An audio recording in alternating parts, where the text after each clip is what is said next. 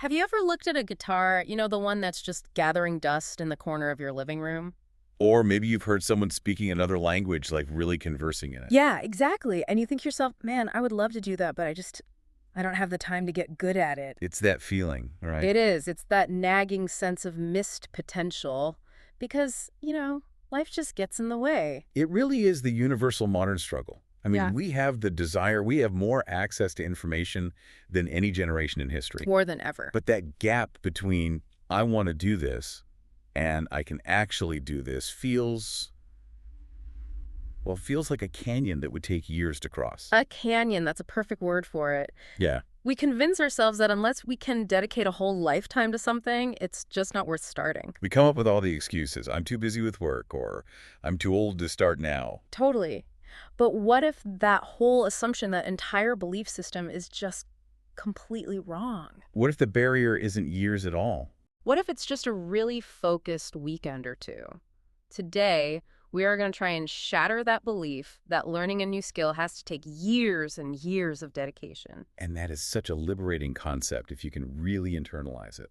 It is. We are diving into a fantastic book for this. The First 20 Hours How to Learn Anything, Fast, by Josh Kaufman. Now, Kaufman is an interesting guy. He's not your typical academic researcher. No, not at all. He's a self-described learning addict, and he's also the best-selling author of The Personal MBA. His whole thing is about hacking the system. Right. He specializes in business, skill acquisition, and, I guess, maximizing productivity without ever needing to step foot in a traditional classroom. And that background is so important, isn't it? Because he approaches learning not from some, theoretical, pedagogical standpoint. No, it's all about practicality. It's an efficiency-obsessed perspective. He's always asking, how do I get the maximum possible return on my time investment? He's the guy who looks at a college syllabus and immediately thinks, okay, do I really need to read all of this to pass the test? Exactly. But he's applying that mindset to life skills. Exactly.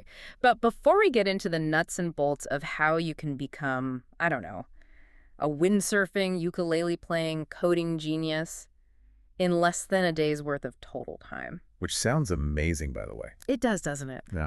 I just want to invite you to subscribe to the Audible Books channel right here. If you love these kinds of insights, where we take a massive topic and really distill it down to the gold nuggets. And you want these captivating summaries of the world's best books delivered right to you. Then just hit that subscribe button. You really don't want to miss out on what we have coming up. It is honestly the best way to keep that to-learn list growing, but in a way that feels actually manageable. So put away the 10,000-hour rule, maybe grab a notebook, and let's dive deep into how you can go from 0 to competent in just 20 hours. Let's do it.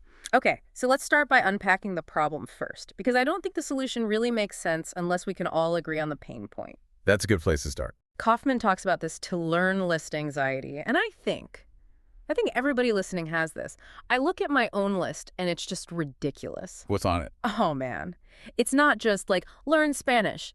It's learn to code in Python, learn how to bake actual sourdough that doesn't look like a brick, learn to fix my own car, Well, learn to play the board game Go. It's overwhelming. it is. Kaufman describes his own Amazon shopping cart having like hundreds of books in it, and his someday maybe list is just expanding infinitely. Right.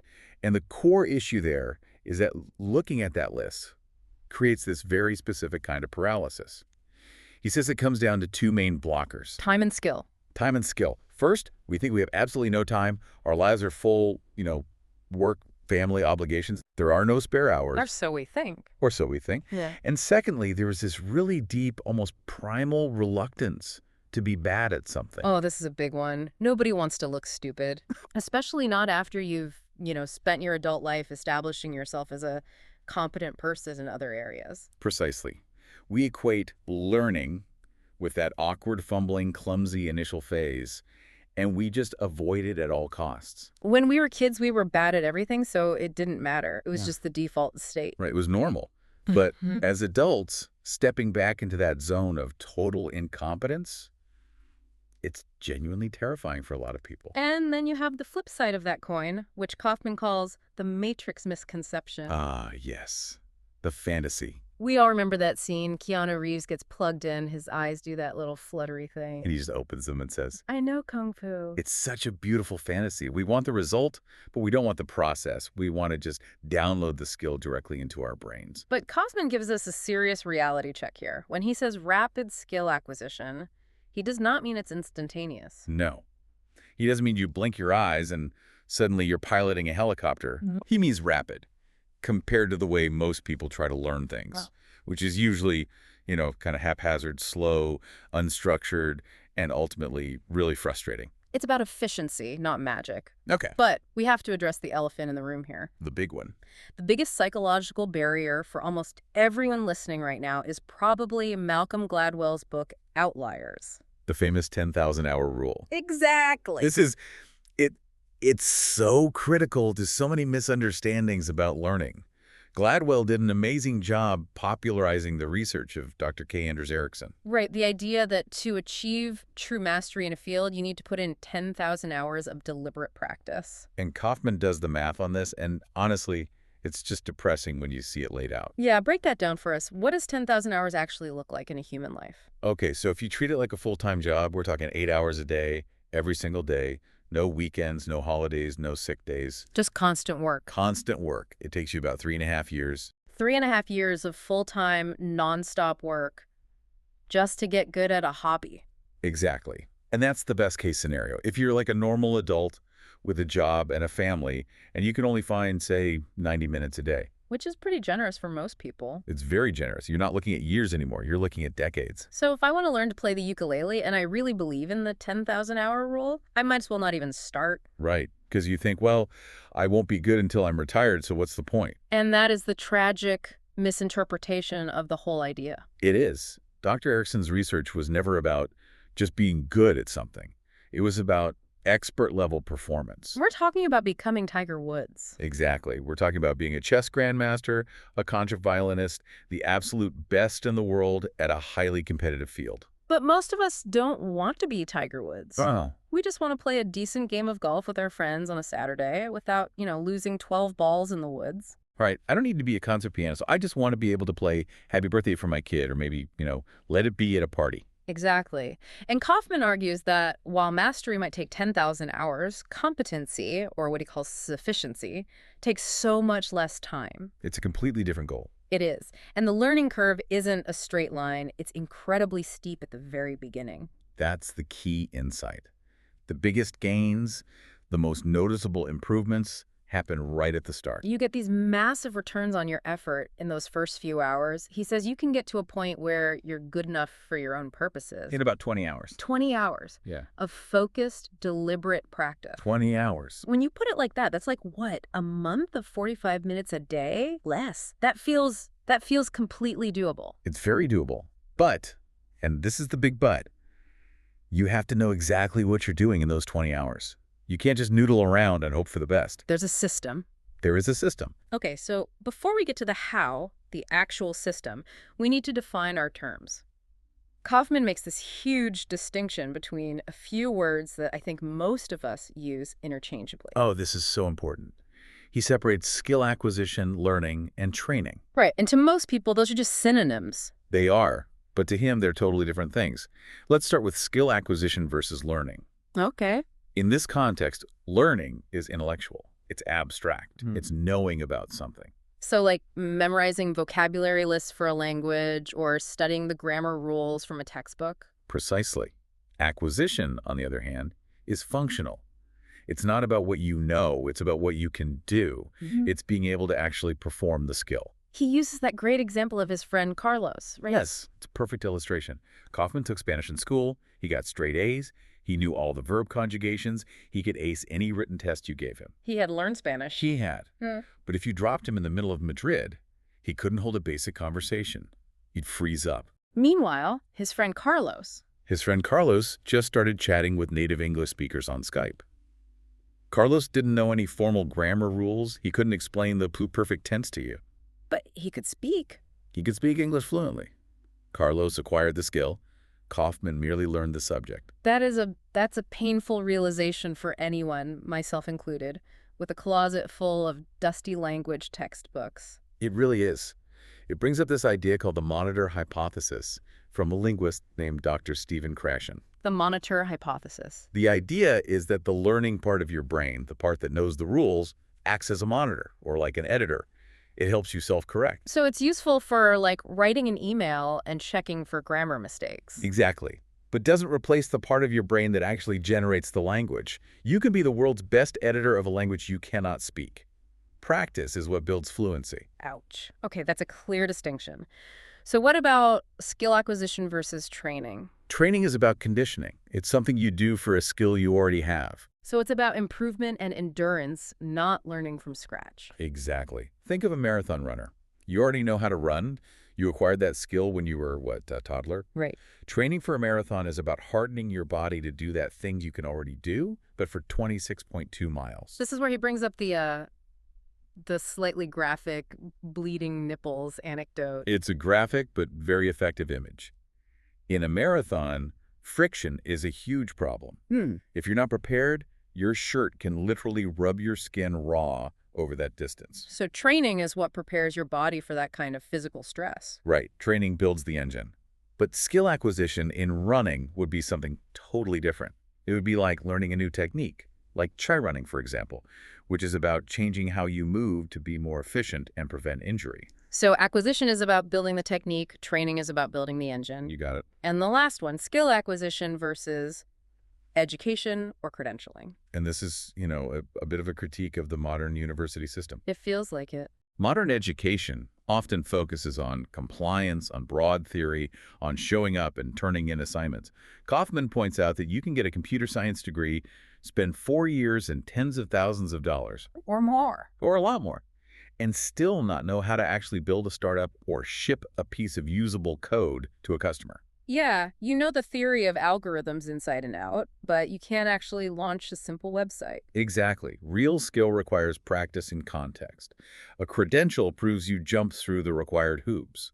It doesn't necessarily prove you can perform this skill effectively in the real world. So if we strip away all of that, the abstract theory, the physical conditioning, the credentials, we're left with just the raw, neurophysiology of doing the thing. Which brings us to neuroplasticity. The brain isn't fixed. It's not a static object. Which changes. It physically changes. When we practice a skill, we are literally rewiring the structure of our brains. We're building new neural pathways. It's muscle memory, but for your brain. Essentially. The goal is to move from what he calls the cognitive stage. That's where you have to think consciously about every single step, like every finger placement on a guitar chord. Which is so slow and frustrating. It is. The goal is to get to the autonomous stage, where your hands just do it without you even thinking about it. And the whole point of the first 20 hours is to rush through that painful cognitive struggle as fast as humanly possible. Okay, so let's get to the playbook. This is what everyone's been waiting for. Kaufman lays out 10 principles of rapid skill acquisition. This is the checklist. This is the checklist. If you're listening, this is the part where you might want to take some notes. Principle number 1, choose a lovable project. This seems so obvious, but it's probably the most important one. And it's where most people fail before they even start. You have to actually care. You have to care. Curiosity and what Kaufman calls temporary obsession, that's the fuel for this whole process. If you're learning French just because you think you should, Right, it's on a list of good things for me to do. Yeah. But you hate French cinema, and you have no desire to ever visit Paris. You will quit. The moment it gets even a little bit hard, you're going to quit. You need that emotional hook. You have to be genuinely excited about the result of having the skill. You do. That's what will pull you through the frustration. Okay. Principle number 2. Focus your energy on one skill at a time. Ugh, this is a hard one for a lot of us. The cost of context switching is just lethal to progress. You can't learn to code and play the flute and speak Italian all in the same month. You just can't. Your brain doesn't work that way. But I'm a Renaissance man. I want to do it all. I know. Kaufman admits he struggles with this constantly. But the math just doesn't work. If you have, say, 1 hour of practice time per day, and you split that 3 ways, 20 minutes each, you end up making 0 meaningful progress in all 3. You have to pick one prime skill, go all in on that one thing, and put the others on a someday list. just to relieve the anxiety of not doing them. Exactly. Just park them for later. Okay, that makes sense. Principle number 3. Define your target performance level. This connects back to that whole Tiger Woods problem we were talking about. Right. You absolutely need to define what good enough looks like for you. Because if you don't, you'll never feel like you're done. Never. Vague goals are the enemy. Learn to code is a terrible, terrible goal. It has no finish line. It's an infinite task. So what's a better goal? Build a personal website that doesn't crash when more than 10 people visit it.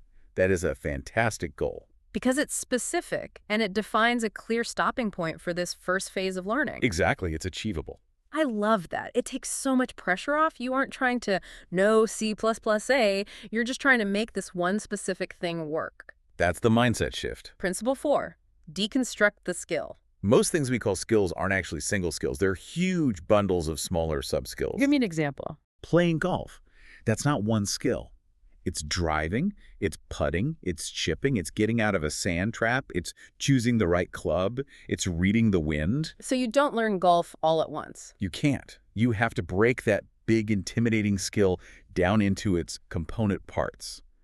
And then, this is key, you apply the Pareto principle. The 80-20 rule. The 80-20 rule. You ask yourself, which 20% of these subskills will give me 80% of the results I want?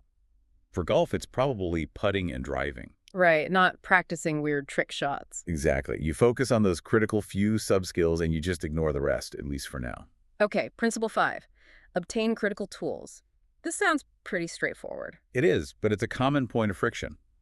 Do you have the guitar? Is the compiler actually installed and working on your laptop? Do you have the running shoes? Get the gear before you start the clock on your 20 hours. Yes. You don't want to burn your precious practice time shopping on Amazon or troubleshooting software. Remove that friction up front. That makes a lot of sense.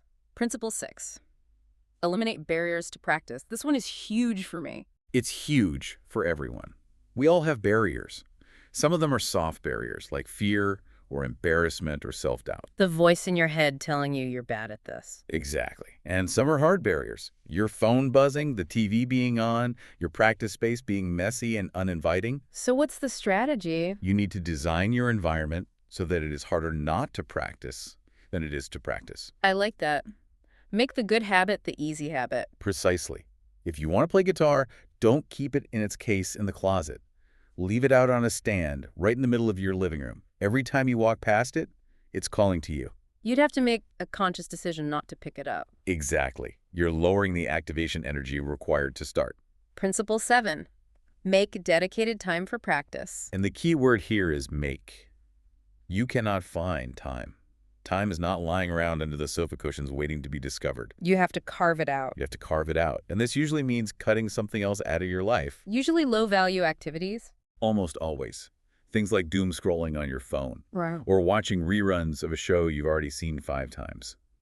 And here's the kicker for this principle. Kaufman suggests a pre-commitment. A pre-commitment? What's that? Before you even start, before you play a single note or write a single line of code, you commit to yourself that you will complete at least 20 hours of practice. It's like a contract with yourself. It is. And the reason is so important. The first few hours of learning anything are physically and emotionally painful. You feel stupid. You're clumsy. Your results are terrible. The frustration barrier. The frustration barrier. Sure.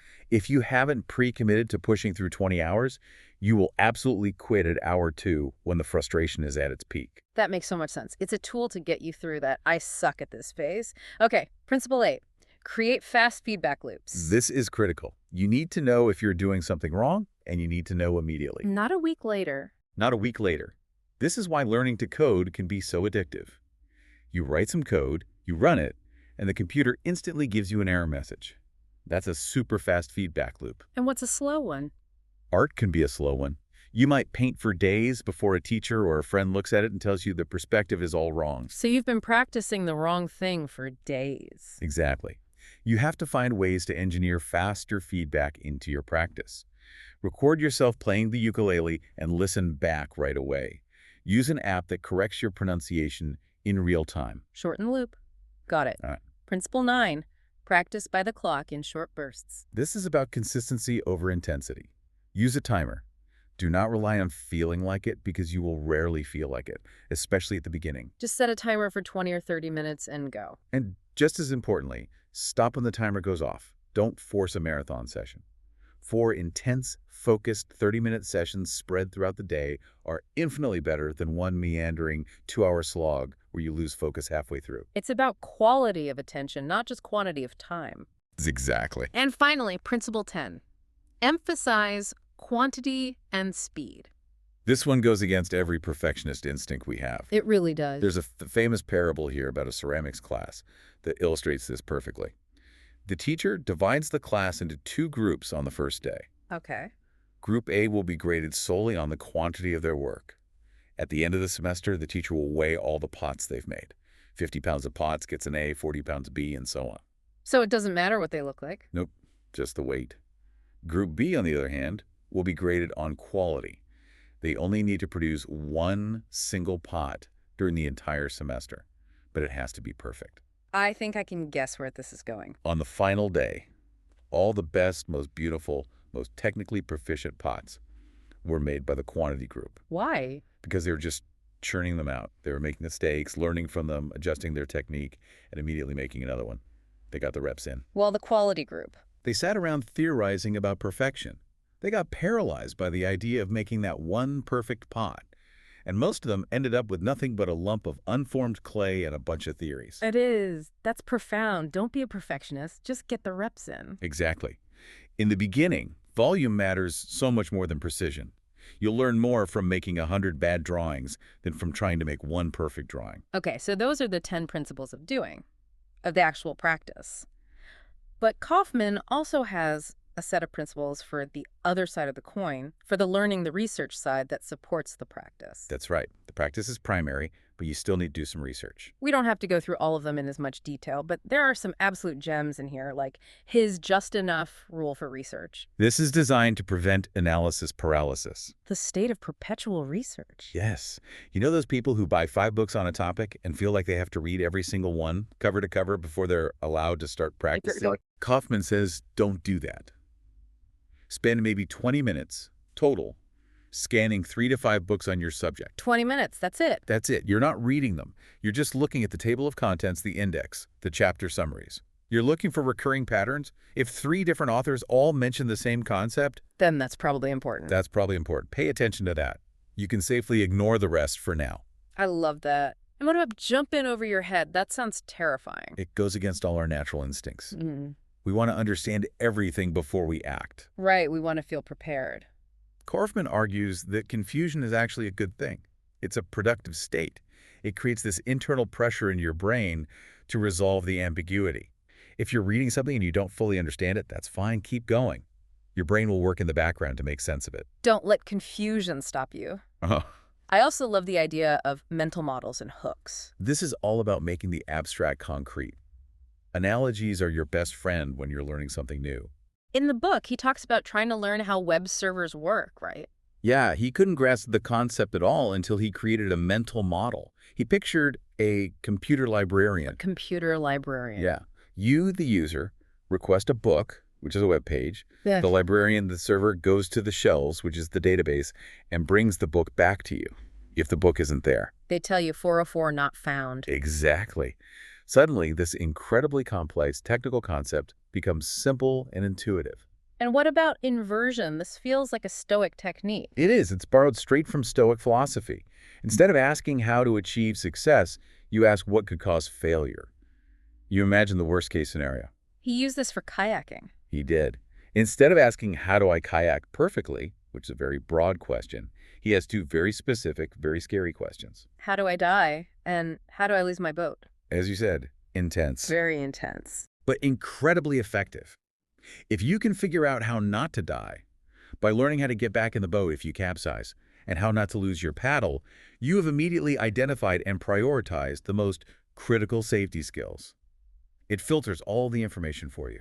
Okay, so we have the theory. We have the principles for practice and for learning. But the best part of this book, for me, is that Kaufman actually eats his own dog food. He doesn't just talk the talk. Not at all. Yeah. He puts these principles to the test with 6 very different skills.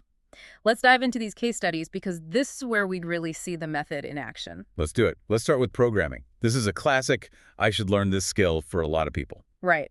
And Kaufman had a very specific, painful problem he was trying to solve. He had a website for his first book, The Personal MBA. And every time he got a big burst of press coverage, like a mention on a popular site like Lifehacker, the traffic would spike. And the site would immediately crash. Which is a complete nightmare for a business owner. Yeah. He was actively losing customers at the peak of his exposure. So he realized he needed to move away from his clunky WordPress setup to something more robust. But that meant he had to learn how to code. Specifically, he had to learn the Ruby programming language and a bunch of tools like Jekyll and Sinatra. But he didn't go enroll in a computer science degree program? Yo, absolutely not. He defined his target performance level. Fixed the website so it doesn't crash under load. That's it. He deconstructed the skill. He didn't try to learn all of the Ruby language. No, he just learned the specific commands he needed to manage a server and generate static web pages. He ignored everything else. He also talks about this really cool technique called README-driven development. What's that about? It's a brilliant idea. Normally, programmers write the code first, and then if they have time, they write the manual, the README file later. Right, the documentation is an afterthought. Kaufman flipped that on its head. He wrote the manual first. He described exactly how he wanted his program to work in plain English before he wrote a single line of code.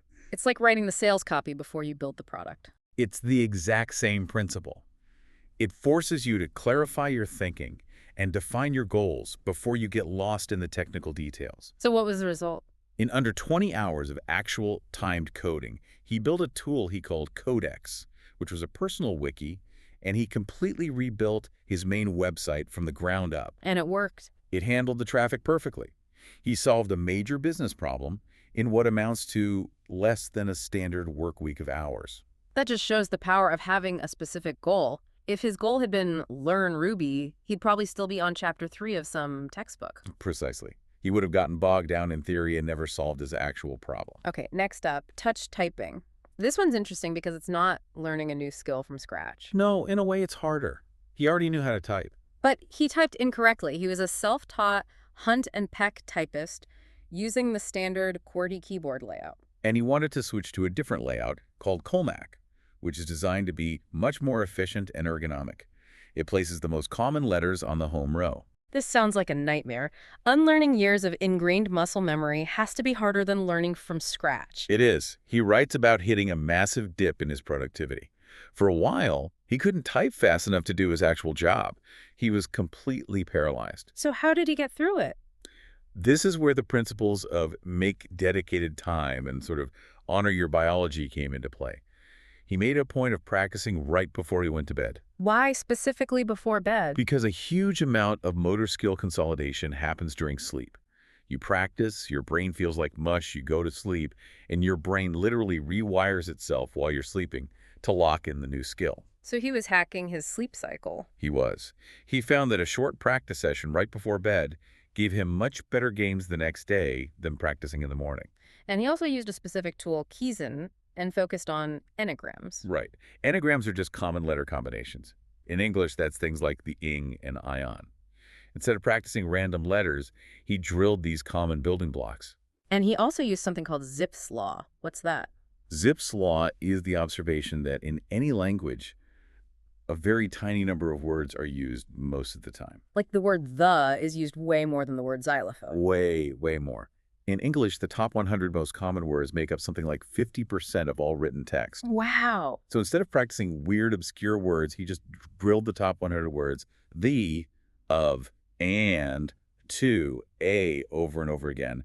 By mastering those, his functional, real-world typing speeds skyrocketed. That is so smart. Work on the things that give you the most leverage. Exactly. The 80-20 rule again. Okay, next case study. The ukulele. This one's my favorite because it has this fun, high-stakes deadline attached to it. Yeah. He was invited to give a talk at a conference called the World Domination Summit. Which is just a great name for a conference. It is. And he decided he wanted to do something special for his talk.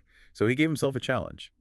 He had 10 days to learn an instrument he had never touched before in his life and perform a song in front of a live audience. Talk about eliminating barriers to practice. The fear of public humiliation is a very strong motivator. One of the strongest. So he immediately deconstructed the skill. He did a little research and realized that most modern pop songs use the exact same 4 chords. The famous 4-chord song progression. C, G, M, and F. He realized if you know those 4 chords, You can play literally hundreds, if not thousands, of popular songs. So he ignored all the complex jazz chords and music theory? Completely ignored them. He just drilled those 4 chords until he could switch between them smoothly. But he hit a snag.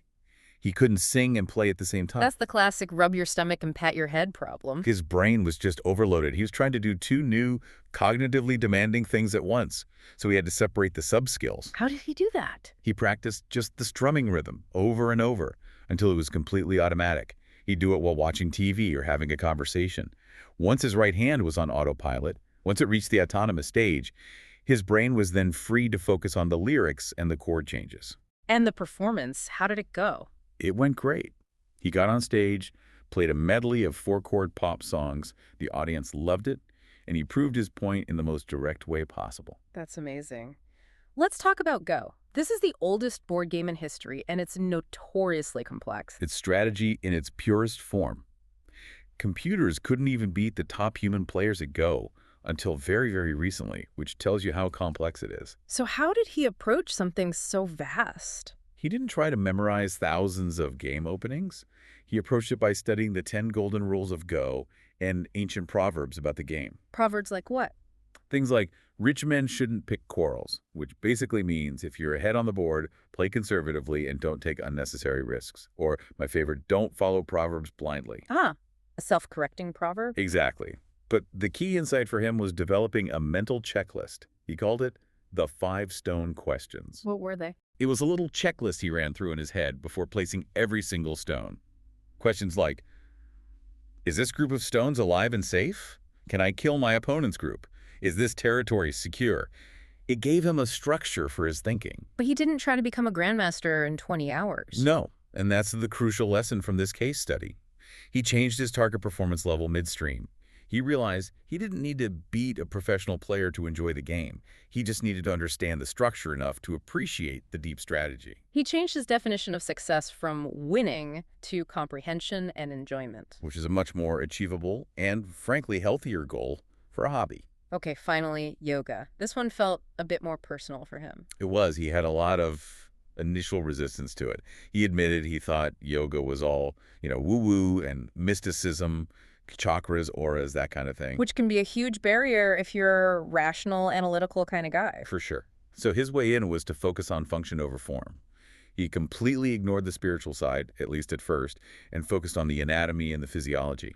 He treated it like a system of applied biology. Exactly. A system of range of motion exercises and breathing techniques. Yeah.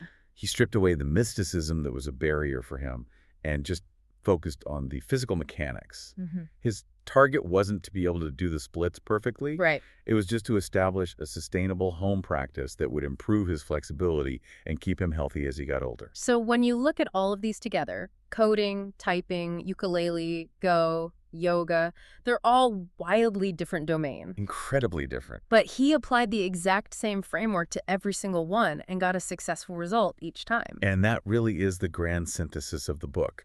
Kaufman isn't a super genius. He doesn't have some special innate talent for music or coding or languages. He just has a system. And he respects the frustration barrier. He respects it deeply. That barrier is so real. It's that feeling you get in the first few hours of anything new where you just feel like a complete idiot and you want to throw it across the room and quit. And Kaufman's argument is that that barrier is almost entirely emotional, not intellectual.